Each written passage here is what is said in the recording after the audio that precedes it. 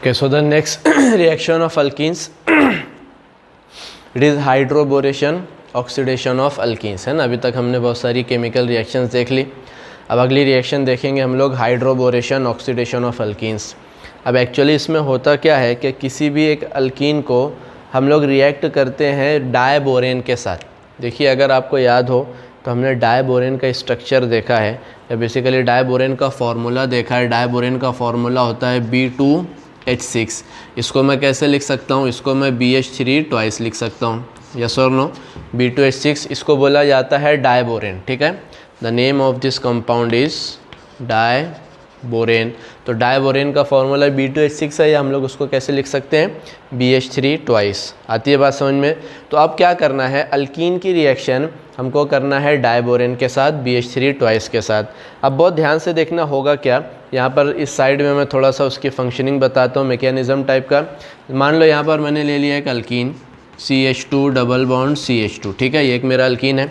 अब मैं क्या करूँगा, एक यूनिट लूँगा। देखो BH3 दो बार होगी डायबोरेन में, हमको पता है 2 टाइम्स BH3 होता है। पहले मैं एक यूनिट का बताऊँगा। बोरॉन हमको पता है 3 बॉन्ड बनाता है, 1 2 3, ये हो गया BH3, ठीक है। इस तरीके से हमारे पास BH3 की पहली यूनिट, सेम काम BH3 की दूसरी यूनिट के साथ भी करेंगे, ठीक है। तो देखिए बोरॉन, उसके पास 3 बॉन्ड है, तीनों के तीनों हाइड्रोजन के साथ हैं। अब उसके साथ होती है अल्कीन की रिएक्शन। अब बहुत ध्यान से देखो होगा क्या, यहाँ से बोरॉन और एक हाइड्रोजन के बीच का बॉन्ड होगा ब्रेक, ठीक है। और यहाँ से कार्बन कार्बन डबल बॉन्ड में से एक बॉन्ड होगा ब्रेक, ठीक है। अब कार्बन कार्बन डबल बॉन्ड में से एक बॉन्ड ब्रेक हुआ तो एक इसकी वैलेंसी फ्री हो गई और इसकी वैलेंसी फ्री हो गई। अच्छा, ये बोरॉन और हाइड्रोजन का बॉन्ड ब्रेक हुआ, हाइड्रोजन तो फ्री हो गई और बोरॉन की एक वैलेंसी फ्री हुई। तो अब देखिए डबल बॉन्ड के दोनों तरफ के जो कार्बन हैं उनमें से एक कार्बन को चली जाएगी हाइड्रोजन और दूसरा कार्बन क्या करेगा, बोरॉन के साथ बॉन्ड बनाएगा। तो अब बेसिकली देखिए यहाँ हुआ क्या, यहाँ पर CH2 के साथ एक हाइड्रोजन आ गई। यहाँ पर क्या कंपाउंड बना, मैं डायरेक्ट यहीं पर बता रहा हूँ। यहाँ पर बनेगा CH3, ये डबल बॉन्ड में से एक बॉन्ड ब्रेक हुआ, यहाँ पर क्या हो गया, सिंगल बॉन्ड। और ये हाइड्रोजन हटी और बोरॉन की जब एक वैलेंसी फ्री हुई तो यहाँ पर ये कार्बन और ये बोरॉन के बीच में बॉन्ड बन जाएगा और ये कंपाउंड बनेगा CH3 CH2 और ये बोरॉन के साथ अटैच हो गया। आई बात समझ में, सिंपल सी फंक्शनिंग है। तो क्या करना है, बोरॉन और हाइड्रोजन के बीच का बॉन्ड आप लोग ब्रेक करो। कार्बन कार्बन डबल बॉन्ड में से एक बॉन्ड क्या करो, ब्रेक करो। अब वो हाइड्रोजन को एक कार्बन के साथ दो और दूसरे कार्बन को बोरॉन के साथ अटैच कर दो, सिंपल। चलिए ये तो एक बॉन्ड हुआ, इसको मैं थोड़ा सा इस तरीके यहाँ पर लिखता हूँ, इसके बाद हम लोग आगे देखेंगे। तो यहाँ पर ये बोरॉन के साथ अटैच हो गया, यहाँ पर हाइड्रोजन, यहाँ पर हाइड्रोजन, ठीक है। अभी ये तो अल्कीन का एक मॉलिक्यूल यहाँ पर हमने अटैच किया। अब बताओ बोरॉन के पास और 2 हाइड्रोजन है ना, इसका मतलब सेम फंक्शनैलिटी और सेम काम करना है और 2 मरतबा, ठीक है। चलो मान लो यहाँ पर मैंने लिया CH2 डबल बॉन्ड CH2, बहुत ध्यान से देखो, वो ले लिया मैंने CH2 डबल बॉन्ड CH2। अब क्या होगा, अगेन बोरॉन और हाइड्रोजन के बीच का बॉन्ड क्या करो, ब्रेक करो। ये कार्बन कार्बन के डबल बॉन्ड में से एक बॉन्ड क्या करो, ब्रेक करो। इस हाइड्रोजन को क्या कर दो, एक कार्बन को दे दो, यहाँ पर ये क्या बन जाएगा CH3, ठीक है। यहाँ पर बन गया CH3, ये हाइड्रोजन यहाँ से क्या हो गई, हट गई, हाइड्रोजन अलग हो गई। और ये कार्बन और ये बोरॉन के बीच में क्या करो, एक बॉन्ड बना दो। तो जैसे यहाँ पर CH3 CH2 बोरॉन के साथ अटैच हुआ था, यहाँ पर भी CH3 CH2 क्या होगा, बोरॉन के साथ अटैच होगा। आती है बात समझ में। बट स्टिल और एक हाइड्रोजन और बोरॉन के बीच का बॉन्ड बाकी है, उसको भी ख़त्म करना है। क्या करेंगे, यहाँ पर हम लोग ले लेंगे यहाँ पर CH2 डबल बॉन्ड CH2। देखो ज़रा ऐसे देखते हैं हम लोग। अगेन क्या करो, डबल बॉन्ड में से एक बॉन्ड ब्रेक करो, बोरॉन और हाइड्रोजन के बीच का बॉन्ड ब्रेक करो।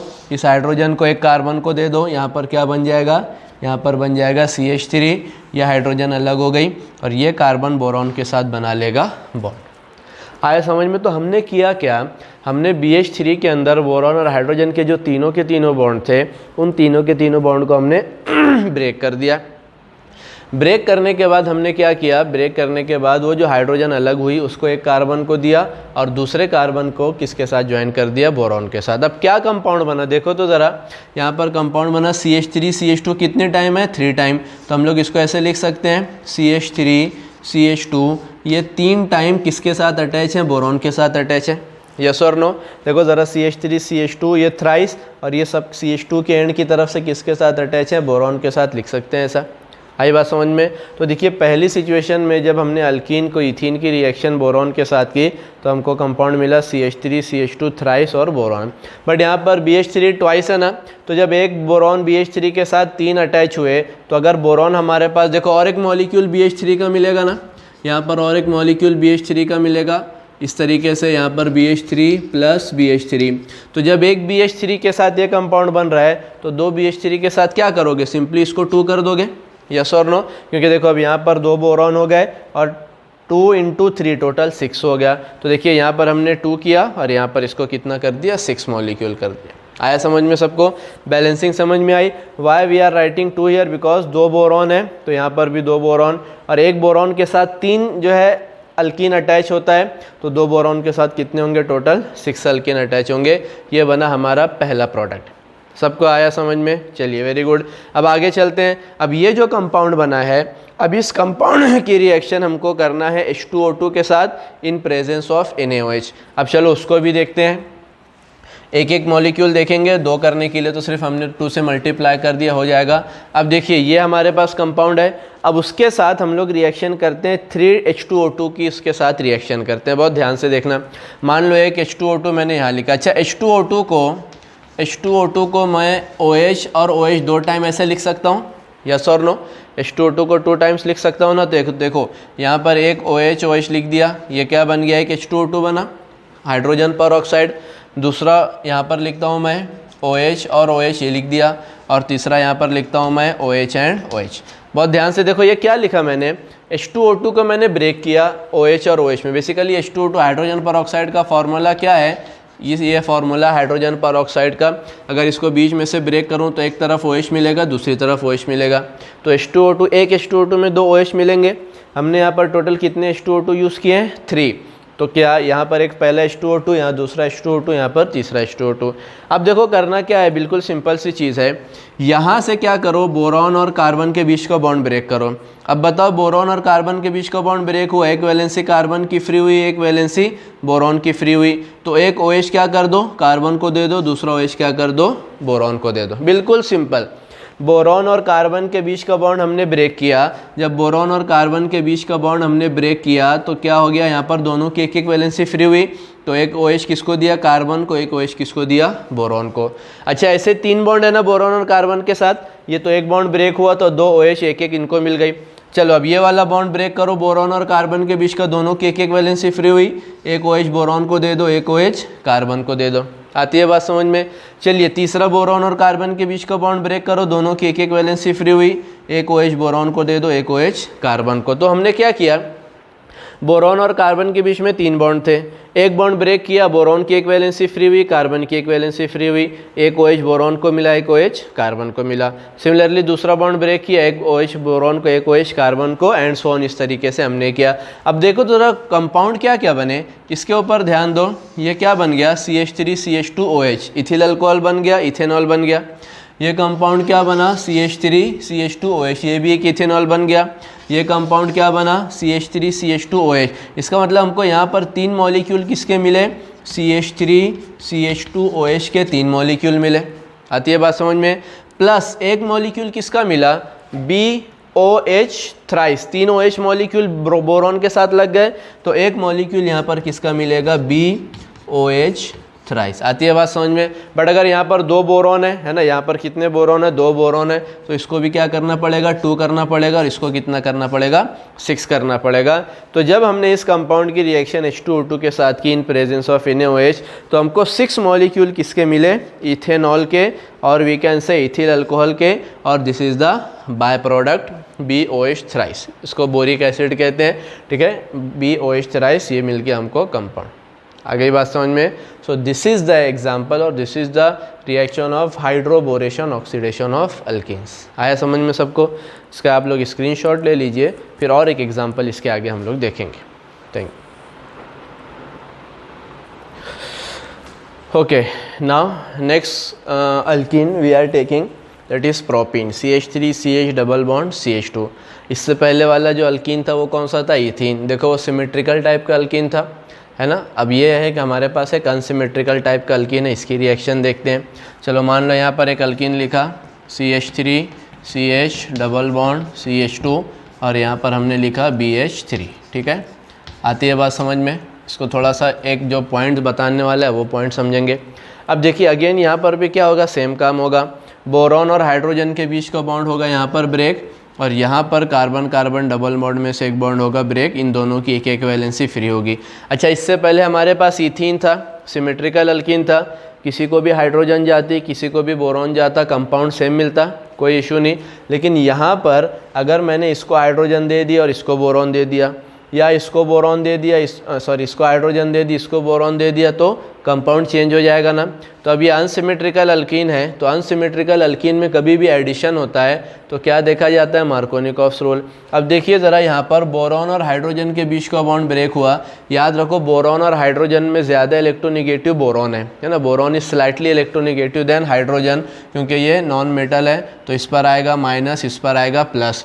अब एक बात बताइए, चलो यहाँ पर अभी मैं डबल बॉन्ड बनाता हूँ। अकॉर्डिंग टू मार्कोनिकॉफ्स रूल कि जब एक अनसिमेट्रिकल रिएजेंट एक अनसिमेट्रिकल अल्कीन के ऊपर ऐड करना हो, तो जो रिएजेंट का निगेटिव पार्ट है वो किस कार्बन पर जाता है, उस कार्बन के ऊपर जाता है जिस कार्बन के ऊपर लेस नंबर ऑफ हाइड्रोजन हो। तो इन दोनों कार्बन में बोरॉन, ये BH2 माइनस वाला पार्ट कहाँ जाना चाहिए, इस कार्बन पर, मिडल कार्बन पर, और हाइड्रोजन किधर जाना चाहिए, कॉर्नर वाले कार्बन पर। यस और no, according to Markovnikov's rule, याद रखो। बट देखो ज़रा ये रिएक्शन को चेक करो, हम लोग दूसरे ये जो रिएक्शन है इसके अंदर हम लोग क्या यूज़ कर रहे हैं, इस पार्ट के ऊपर ध्यान दो। यहाँ पर हम लोग यूज़ कर रहे हैं हाइड्रोजन पर ऑक्साइड, है ना। यहाँ पर क्या यूज़ किया जा रहा है, एक पर ऑक्साइड यूज़ किया जा रहा है। तो अब अगर आपको याद हो तो हमने मार्कोनिकॉफ्स रूल के अंदर ही आगे देखा था कि अगर जो है अल्कीन के साथ एडिशन रिएक्शन में अगर कोई पर ऑक्साइड की प्रेजेंस हो, तो पर ऑक्साइड के प्रेजेंस में हम लोग एंटी मार्कोनिकॉफ्स रूल फॉलो करते हैं। यस और नो, हमने देखा है ना एंटी मार्कोनिकॉफ्स रूल, उसका एक नाम और क्या था, पर ऑक्साइड इफेक्ट, या जिसे खराश मायो इफेक्ट कहते थे। तो हुआ क्या था कि अगर ये रिएक्शन हो रही है और उसके अंदर कोई पर ऑक्साइड भी मौजूद है, तो in presence of peroxide we are using anti Markovnikov's rule. तो देखिए अकॉर्डिंग टू मार्कोनिकॉफ्स रूल ये बोरॉन कहाँ जाना चाहिए था, मिडल कार्बन पर, हाइड्रोजन किधर जाना चाहिए था, कॉर्नर वाले कार्बन पर। बट यहाँ पर जो कि परऑक्साइड की प्रेजेंस है इसलिए अब उसका रिवर्स होगा। इसका मतलब ये हाइड्रोजन कहाँ पर आएगा, हाइड्रोजन आएगा मिडल कार्बन पर, और ये CH2 कहाँ आएगा, ये CH2 चलेगा बोरॉन के साथ अटैच होगा। आती है बात समझ में। तो अब देखिए यहाँ पर कंपाउंड क्या बनेगा, इस पर अगर हाइड्रोजन आ गई ये क्या बन जाएगा, CH2। ठीक है, ये CH2 बना, ये हाइड्रोजन यहाँ से ख़त्म हो गई, और उसके बाद में यहाँ पर जो है ये वाला CH2 क्या करेगा, बोरॉन के साथ बॉन्ड बनाएगा। तो अब देखिए कंपाउंड क्या बना, CH3 CH2 CH2 and boron. आती है बात समझ में। सिमिलरली ये दोनों हाइड्रोजन के अंदर भी ऐसे ही होगा, CH3 CH2 CH2 boron, CH3 CH2 CH2 boron. तो यहाँ पर फाइनली प्रोडक्ट क्या मिलेगा, CH3 CH2 CH2, ये थ्राइस, ये किसके साथ अटैच है, बोरॉन के साथ, और 2 बोरॉन है तो यहाँ पर हमने कर दिया 2। अब एक बोरॉन के साथ 3 प्रोपिन के मॉलिक्यूल यूज़ हुए, तो 2 बोरॉन के साथ 6 हो जाएंगे। तो यहाँ पर हमने 6 प्रोपिन के मॉलिक्यूल लिया, और यहाँ पर इस तरीके से बना 2 times CH3 CH2 CH2 thrice boron. आया समझ में सबको। बस ये पॉइंट बहुत इंपॉर्टेंट है, सबसे ज़्यादा इंपॉर्टेंट पॉइंट ये है कि जो हाइड्रोबोरेशन ऑक्सीडेशन रिएक्शन होती है वो एंटी मार्कोनिकॉफ्स रूल को फॉलो करती है। वाई, बिकॉज इट कंटेन्स पर ऑक्साइड, और पर ऑक्साइड इफेक्ट तो हमको पता ही है। अच्छा, ये पिछली रिएक्शन में बताना भूल गया, एक कैटलिस्ट है, इसको बोलते हैं टेट्रा हाइड्रोफ्यूरेन। ठीक है, टेट्रा हाइड्रोफ्यूरेन, या सिंपली आप लोग THF भी लिखोगे तो फुल मार्क्स मिलेगी। इसका जो फुल फॉर्म है वो है टेट्रा हाइड्रोफ्यूरेन, उसके प्रेजेंस में रिएक्शन की जाती है, बट उतना ज़्यादा इंपॉर्टेंट है नहीं। चलिए ये पहली स्टेप हो गई। अब अगेन दूसरी स्टेप में हमने क्या किया था, H2O2 के साथ रिएक्शन की थी। तो देखिए ज़रा मैं यहाँ पर वापस से लिखता हूँ, ये पहला कंपाउंड बना, उस पहले कंपाउंड को थोड़ा डिटेल में लिखता हूँ। यहाँ पर आ जाएगा CH3 CH2 CH2, और ये हो गया बोरॉन। इसी तरह यहाँ पर भी आ जाएगा CH3 CH2 CH2 बोरॉन, और यहाँ पर भी आ जाएगा CH3 CH2 CH2 बोरॉन। ऐसा बनेगा ये कंपाउंड, CH3 CH2 CH2 तीन तरफ से बोरॉन के साथ अटैच है। अब अगेन हम लोग OH के कितने मॉलिक्यूल यूज़ कर रहे हैं, 3। तो H2O2 के कितने मॉलिक्यूल यूज़ कर रहे हैं, 3। एक H2O2 में 2 OH मिलेगा, तो 3 H2O2 के अंदर टोटल 6 OH मिलेंगे। बाकी काम बिल्कुल यहाँ पर सेम है, कोई मुश्किल नहीं है। कोई फ़र्क नहीं है। यहाँ पर क्या किया, ये बॉन्ड ब्रेक हुआ, दोनों की एक एक वैलेंसी फ्री हुई, एक OH कार्बन को मिला, एक OH बोरॉन को मिला। इस बोरॉन और कार्बन के बीच का बॉन्ड ब्रेक हुआ, एक OH बोरॉन को दिया, एक OH हमने कार्बन को दिया। ये कार्बन और बोरॉन के बीच का बॉन्ड ब्रेक हुआ, एक OH बोरॉन को दिया, एक OH कार्बन को। तो क्या मिला, CH3 CH2 CH2 OH, CH3 CH2 CH2 OH और CH3 CH2 CH2 OH। 3 molecule हमको किसके मिले, CH3 CH2 CH2 OH। इसका नाम क्या है, इसका नाम है प्रोपेन 1-ऑल। ठीक है, इसका नाम है प्रोपेन 1-ऑल। आती है बात समझ में। और साथ में क्या मिला, BOH थ्राइस, BOH थ्राइस मिला। अच्छा, लेकिन यहाँ पर 2 बोरॉन है तो इसको 2 से मल्टीप्लाई किया और इसको कितना बना दिया, 3 × 2 6 बना दिया। तो एक पॉइंट इसमें यह समझने वाला है कि अगर हमारे पास अनसिमेट्रिकल अल्कीन है और उसका हाइड्रोबोरेशन ऑक्सीडेशन करा रहे हैं तो वहाँ पर एंटी मार्कोनिकॉफ रूल क्या होगा, फॉलो होगा। बस that is the main point. आया समझ में सबको। चलिए इसका भी स्क्रीनशॉट ले लीजिए, फिर आगे की रिएक्शन की तरफ हम लोग चलते हैं। Okay, next reaction of alkenes is polymerisation. ठीक है, सो पॉलीमराइजेशन बेसिकली ये जो वर्ड बना है वो पॉलीमर से बना है ना, पॉलीमर। पॉलीमराइजेशन की अगर मैं बात करूँ, ये बना है पॉलीमर से। पॉली का मतलब होता है मल्टीपल, है ना, मेनी, और मर का मतलब होता है यूनिट्स, है ना। यूनिट्स मतलब नंबर ऑफ मॉलिक्यूल्स या यूनिट्स ऑफ मॉलिक्यूल्स। तो बेसिकली पॉलीमर एक कैसा कंपाउंड होता है, सिंपल चीज़, अगर आपने ट्रेन देखी होगी, है ना, तो ट्रेन के अंदर बहुत सारे बोगी होते हैं, बहुत सारे डब्बे होते हैं।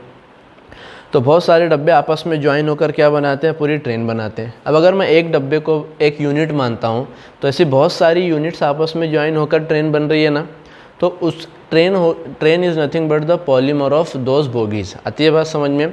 और वो बोगीज़ को क्या बोलेंगे हम लोग, या उन डब्बों को क्या बोलेंगे, they are called as monomer. Mono means single, एक सिंगल यूनिट है एक डब्बा, है ना, या एक बोगी एक सिंगल यूनिट है। ऐसी बहुत सारी बोगी को हम लोग आपस में ज्वाइन करते चले जाओ, क्या मिलेगा हमको, ट्रेन मिलेगी, which is nothing but the polymer. तो पॉलीमर ऐसे कंपाउंड होते हैं कि जिनके अंदर एक कुछ टाइप के जो मोनोमर्स होते हैं वो आपस में बहुत सारे आपस में ज्वाइन होते चले जाते हैं। मान लो ये एक मोनोमर, ये दूसरा, तीसरा, चौथा, ऐसे आपस में ज्वाइन होकर इन नंबर ऑफ यूनिट्स क्या होगी, मोनोमर की ज्वाइन होगी और क्या बना लेंगे, एक पॉलीमर बना लेंगे। आई बात समझ में। तो उसको बोला जाता है पॉलीमर। अब देखिए यहाँ पर हम लोग एक अल्कीन ले रहे हैं, दैट इज़ ईथीन। ये सबसे ज़्यादा फेमस पॉलीमराइजेशन होता है ईथीन के अंदर, है ना। इसका नाम क्या है, ईथीन। अब ईथीन जो है बेसिकली एक सिंगल मॉलिक्यूल है, एक सिंगल यूनिट है। हम लोग इसको क्या बोलेंगे, this is nothing but the monomer. अब अगर हम लोगों को ईथीन का पॉलीमर बनाना है तो ईथीन का पॉलीमर बनाने के लिए क्या करना पड़ेगा, बहुत सारे ईथीन के मॉलिक्यूल लो और उनको आपस में क्या कर दो, ज्वाइन कर दो। यस और नो, ऐसी तो पॉलीमर बनेगा ना। एक अगर मॉलिक्यूल एक सिंगल यूनिट ईथीन है, उसको क्या बोलेंगे हम लोग, मोनोमर बोलेंगे। और बहुत सारे ईथीन अगर आपस में एक के साथ एक ज्वाइन करते चले जाओ तो ईथीन का क्या बन जाएगा, पॉलीमर। और पॉलीमर बनाने के प्रोसेस को क्या बोलते हैं, पॉलीमराइजेशन। तो अब देखिए बनता कैसे, ये हमारा ईथीन है, इसका पॉलीमराइजेशन करना है, मतलब इसकी बहुत सारी यूनिट्स को आपस में ज्वाइन करना है। उसके लिए कंडीशन क्या है, हमारे पास किसकी प्रेजेंस होनी चाहिए, oxygen at high temperature and pressure. ठीक है, ये सिर्फ एक कैटलिस्ट के तौर पर एक फेवरेबल कंडीशन है। ठीक है, अब होगा क्या कि मान लो ये एक ईथीन का मॉलिक्यूल है, CH2 डबल बॉन्ड CH2। इसी तरह ये दूसरी ईथीन का मॉलिक्यूल है, CH2 डबल बॉन्ड CH2। अब देखो दो मॉलिक्यूल को आपस में ज्वाइन करना है तो क्या होगा, आप डायरेक्ट तो ज्वाइन नहीं कर सकते ना, क्योंकि ये कार्बन के 4 बॉन्ड ऑलरेडी ऑक्यूपाइड है, ये कार्बन के 4 बॉन्ड ऑलरेडी ऑक्यूपाइड है। तो क्या करेंगे, डबल बॉन्ड में से एक बॉन्ड ब्रेक करेंगे, एक बॉन्ड ब्रेक करेंगे तो ये कार्बन का एक बॉन्ड फ्री हुआ, ये कार्बन का एक बॉन्ड फ्री हुआ। इसी तरह इसके डबल बॉन्ड में से एक बॉन्ड फ्री ब्रेक करेंगे, ये कार्बन का एक बॉन्ड फ्री हुआ, ये कार्बन का एक बॉन्ड। अब ये कार्बन और ये कार्बन दोनों आपस में मिलकर एक सिंगल बॉन्ड बना लेंगे।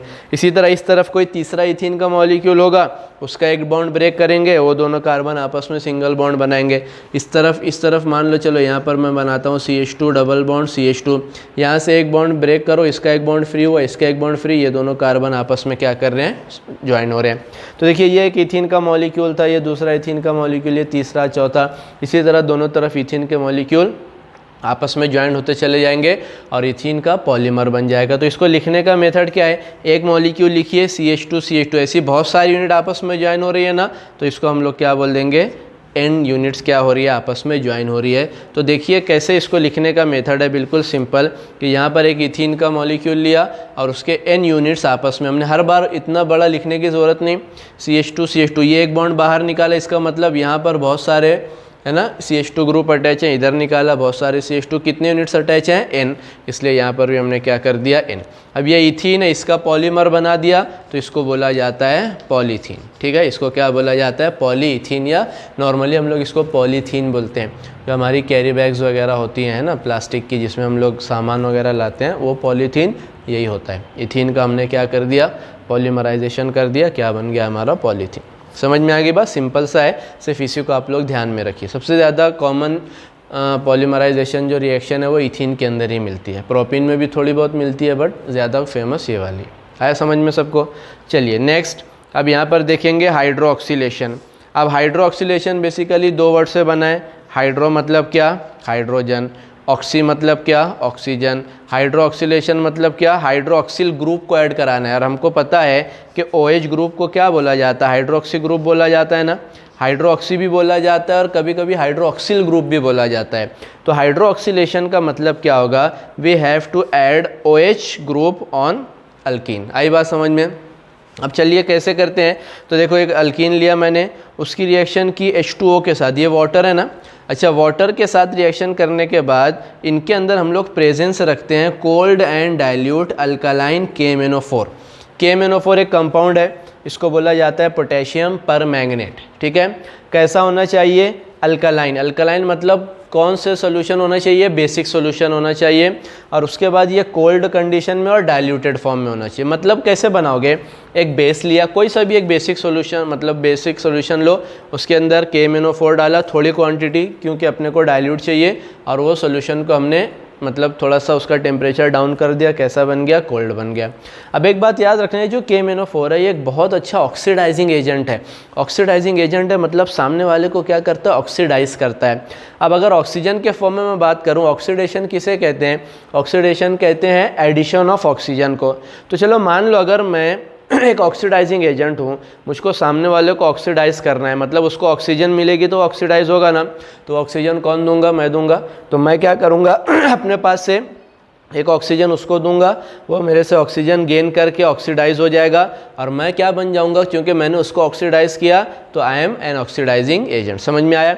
तो KMnO4 एक बहुत अच्छा ऑक्सीडाइजिंग एजेंट है, इसलिए वो अपने अंदर से ऑक्सीजन को प्रोवाइड करता है। तो देखिए यहाँ पर हमने ये जो नेसेंट ऑक्सीजन लिखी है ना, ये ब्रैकेट के अंदर एटॉमिक ऑक्सीजन, ये ऑक्सीजन कहाँ से मिली, ये cold and dilute alkaline KMnO4 ने दी। Why, because it is a good oxidising agent. तो अब देखिए ये एक एल्कीन है, ये H2O लिया साथ में यहाँ पर, अब देखिए ये बॉन्ड ब्रेक किया हमने, ये OH मिला, और ये हाइड्रोजन अब अगेन किसके साथ बॉन्ड बना लेगी, ऑक्सीजन के साथ। तो देखिए एक मॉलिक्यूल OH का ये वाला, एक मॉलिक्यूल OH का ये वाला, 2 OH के मॉलिक्यूल मिले। फिर क्या करना है, ये डबल बॉन्ड में से एक बॉन्ड ब्रेक करो, इसकी एक वैलेंसी फ्री होगी, इसकी एक वैलेंसी फ्री होगी, ये कार्बन को एक OH ग्रुप दे दो, दूसरे कार्बन को एक OH ग्रुप दे दो। क्या नाम बन गया, 1,2 डायोल है ना, और इथेन है, तो इसको कैसे लिखेंगे, इथेन 1,2 डायोल, या इसका कॉमन नेम होता है ग्लाइकोल। समझ में आया, सिंपल सी रिएक्शन है। 2 OH ग्रुप हमको मिल रहे हैं, कैसे मिल रहे हैं, H2O और प्लस O। तो देखिए ये एक OH मिला, ये एक OH मिला, ठीक है। ये वाली ऑक्सीजन कहाँ से मिली, cold and diluted alkaline KMnO4 से। अब 2 OH ग्रुप हैं, और हमको पता है अल्कीन में 2 कार्बन के पास, मतलब डबल बॉन्ड से 2 कार्बन अटैच होते हैं, एक बॉन्ड हटा दो, दोनों कार्बन की एक एक वैलेंसी फ्री होगी, एक कार्बन को एक OH ग्रुप मिलेगा, दूसरे कार्बन को दूसरा OH ग्रुप मिलेगा, क्या बन जाएगा, डायोल्स बन जाएंगे। आई बात समझ में। अच्छा ये जो रिएक्शन है, इस रिएक्शन को बोला जाता है बेयर्स टेस्ट। अब बेयर्स टेस्ट क्या होता है, अब देखिए क्या होगा यहाँ पर, कि जो cold and diluted alkaline KMnO4 है, इसका जो कलर होता है वो डार्क पर्पल कलर का होता है, बहुत ध्यान से समझना। इसका कलर होता है डार्क पर्पल। इसका मतलब देखो हमने cold and alkaline diluted KMnO4 बनाया डार्क पर्पल कलर का, ठीक है। उसके अंदर हमने इथीन डाल दिया, तो अभी तो डार्क पर्पल कलर ही होगा ना। लेकिन जैसे ये रिएक्शन हुई, इस रिएक्शन के अंदर ये ऑक्सीजन कहाँ से आई, इसने दी ना। तो जब अगर ये अपनी ऑक्सीजन को दे रहा है तो इसका फॉर्मूला चेंज हो जाएगा, और अगर फॉर्मूला चेंज हो गया, कंपाउंड चेंज हो गया, तो कलर भी क्या हो जाएगा, डिसअपियर हो जाएगा ना। तो होता क्या है कि जैसे ही हमने डार्क पर्पल कलर के सॉल्यूशन में कोई भी अल्कीन डाला, तो धीरे धीरे उस सॉल्यूशन का कलर क्या हो जाता है, डिसअपियर होता है, और फाइनली सॉल्यूशन कलरलेस हो जाता है। क्यों कलरलेस हो गया? क्योंकि बेसिकली जो कलर था वो किसकी वजह से था? KMnO4 की वजह से। और KMnO4 ने अपनी नेसेंट ऑक्सीजन, अच्छा अगर ये नहीं होता तो नेसेंट ऑक्सीजन भी नहीं मिलती, इसकी वजह से इसने क्या किया? अपनी नेसेंट ऑक्सीजन दी। जैसे उसने नेसेंट ऑक्सीजन दी ये कंपाउंड चेंज हो गया, मतलब इसका कलर भी क्या हो गया? ख़त्म हो गया। अब सोल्यूशन कैसा बन गया? कलरलेस। तो क्या होता है कि यहाँ पर जो डार्क पर्पल कलर का KMnO4 सोल्यूशन है वो कलरलेस सोल्यूशन बन जाता है। इसका मतलब ये रिएक्शन हो रही है, और ये रिएक्शन हो रही है इसका मतलब यहाँ पर हमारे पास एक अल्कीन है, मतलब यहाँ पर डबल बॉन्ड है। तो ये जो टेस्ट है बेयर्स टेस्ट, ये क्या डिटेक्ट करता है? Presence of double bond. अगर यहाँ पर अल्कीन मिलेगा जब भी ये KMnO4 ऑक्सीजन देगा और इनके साथ रिएक्ट करके डायोल बनाएंगे, और जैसे ही इसने ऑक्सीजन दी इसका कलर क्या हो जाएगा? डिसअपियर हो जाएगा। इसका मतलब अगर सॉल्यूशन पर्पल से कलरलेस हुआ मतलब हमारे पास डबल बॉन्ड वाला अल्कीन है। So detection of presence of double bond के लिए हम लोग ये रिएक्शन यूज़ करते हैं, और नाम याद रखना, this is called as Baeyer's test. समझ में आती है बात? सिंपल है। चलिए लास्ट रिएक्शन देखते हैं, ऑक्सीडेशन। अब ऑक्सीडेशन मतलब क्या? एडिशन ऑफ ऑक्सीजन, सिंपल अगर मैं बात करूं। और ऑक्सीडेशन कराना है तो कोई ऑक्सीडाइजिंग एजेंट लगेगा। तो चलिए यहाँ पर मेरा एक अल्कीन है प्रोपीन, मैं उसकी रिएक्शन करता हूँ एसिडिक KMnO4 के साथ। अभी मैंने बताया KMnO4 क्या है? बहुत अच्छा ऑक्सीडाइजिंग एजेंट है, मतलब ये अपने अंदर से क्या देगा? ऑक्सीजन देगा। तो देखिए यहाँ पर हो रहा क्या है, ये डबल बॉन्ड को हमने क्या कर दिया? पूरा के पूरा ब्रेक कर दिया। अब ये कार्बन की 2 वैलेंसी फ्री हुई, ठीक है, तो एक ऑक्सीजन इसके साथ डबल बॉन्ड से दे दिया, क्या बन गया? CH3C double bond O। और ये कार्बन और हाइड्रोजन के बीच में एक दूसरी ऑक्सीजन आ गई, यहाँ पर बना CH3CO। ये देखो ये बहुत स्पेसिफिक रिएक्शन है, ये आपको लिख कर याद रखना पड़ेगा। कोई स्पेसिफिक रूल इसके अंदर नहीं है। कौन सा हम लोग अल्कीन यूज़ कर रहे हैं, क्या क्या प्रोडक्ट बन रहे हैं, ये 2 रिएक्शन आपको ध्यान में रखनी है। तो यहाँ पर क्या हुआ? डबल बॉन्ड ब्रेक हुआ, ये कार्बन के पास 2 बॉन्ड के साथ ऑक्सीजन गई, ये कार्बन ऑक्सीजन के बीच में, कार्बन हाइड्रोजन के बीच में और एक ऑक्सीजन गई, क्या बन गया? CH3COOH। ये एसिटिक एसिड बन गया, या इथेनोइक एसिड जिसे हम लोग बोलेंगे। अब ये कार्बन और 2 हाइड्रोजन बची, इस कार्बन के साथ 2 ऑक्सीजन जाएगी, क्या बन जाएगा? CO2। ये 2 हाइड्रोजन के साथ ऑक्सीजन जाएगी, क्या बन जाएगा? H2O। तो प्रोपीन की रिएक्शन जब एसिडिक KMnO4 के साथ करते हैं तो हमको क्या मिलता है? एसिटिक एसिड मिलता है, कार्बन डाइऑक्साइड मिलती है और H2O मिलता है। चलिए नेक्स्ट ये वाले इसका नाम बताइए। इसका नाम है 2-मिथिल प्रोपीन। यस और नो? देखिए 1 2 3 3 कार्बन वाला है, सेकंड पोजीशन पर मिथिल है, इसका नाम होगा 2-मिथिल प्रोपीन। अब इसकी रिएक्शन अगेन एक कंपाउंड है K2Cr2O7, इसको बोलते हैं पोटेशियम डाइक्रोमेट। ये भी बहुत अच्छा ऑक्सीडाइजिंग एजेंट है। पोटेशियम परमैंगनेट और पोटेशियम डाइक्रोमेट ये दोनों बहुत अच्छे क्या हैं? ऑक्सीडाइजिंग एजेंट्स हैं। तो ये भी क्या करेगा? अपने अंदर से ऑक्सीजन देगा।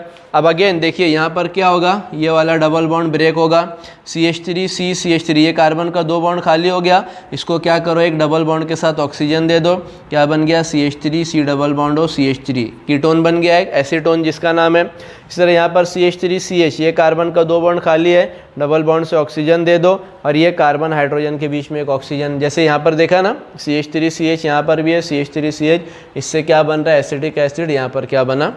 Acetic acid. तो ये 2 स्पेसिफिक टाइप की रिएक्शन है, ये 2 रिएक्शन आप लोग 1-2 बार लिखोगे, याद होगा।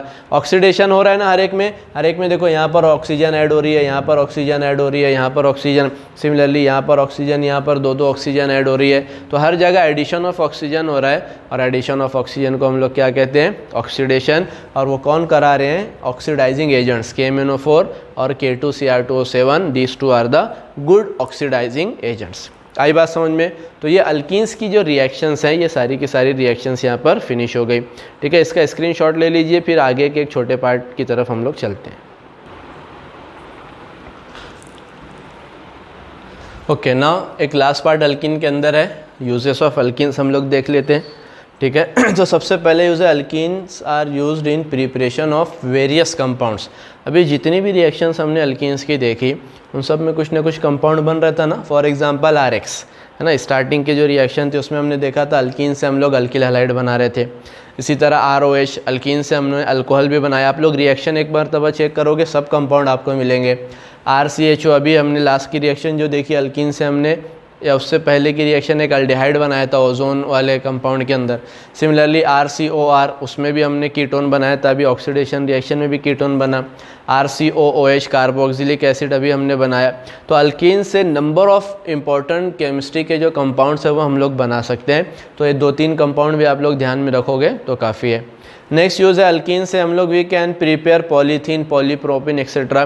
पॉलीथीन आज देखो सब बहुत ज़्यादा यूज़ होने वाला एक मटेरियल है। जितनी भी हमारी प्लास्टिक की जो सॉफ्ट प्लास्टिक की जो कैरी बैग्स वगैरह होती हैं ना, ग्रोसरी वगैरह का सामान जो हम लोग लाते हैं, किराना वगैरह, तो सब पॉलीथीन बैग में मिलता है। तो पॉलीथीन बहुत ज़्यादा यूज़ होने वाला मटेरियल है, वो हमको किससे मिलता है? अल्कीन से, इथीन से मिलता है। इसी तरह पॉलीप्रोपिन भी एक टाइप का पॉलीमर है, उसकी प्रॉपर्टीज़ भी पॉलीथीन से सिमिलर होती है, मैच करती हैं थोड़ी बहुत। वो किससे बनाएंगे हम लोग? प्रोपिन से बनाएंगे। तो अल्कीन्स यूज़ करके हम लोग पॉलीथीन, पॉलीप्रोपिन जैसे बहुत सारे यूज़फुल पॉलीमर्स बना सकते हैं। Next is alkenes are used in ripening of fruits, है ना। फ्रूट्स को पकाने के लिए हम लोग क्या यूज़ करते हैं? अल्कीन। और अगर स्पेसिफिकली बात करूँ मैं तो ethene we are using for ripening of fruits. समझ में आया? तो एटलीस्ट 1-2 कंपाउंड इनके याद रखो, ये याद रखो, 2 यूजेस भी याद हो गए तो वो इनफ है, ठीक है। तो ये अल्कीन्स का पार्ट हमारा यहाँ पर फिनिश हुआ। इसका स्क्रीनशॉट ले लीजिए, फिर नेक्स्ट लेक्चर के अंदर हम लोग नेक्स्ट पार्ट की तरफ, अल्काइंस की तरफ चलेंगे। Thank you.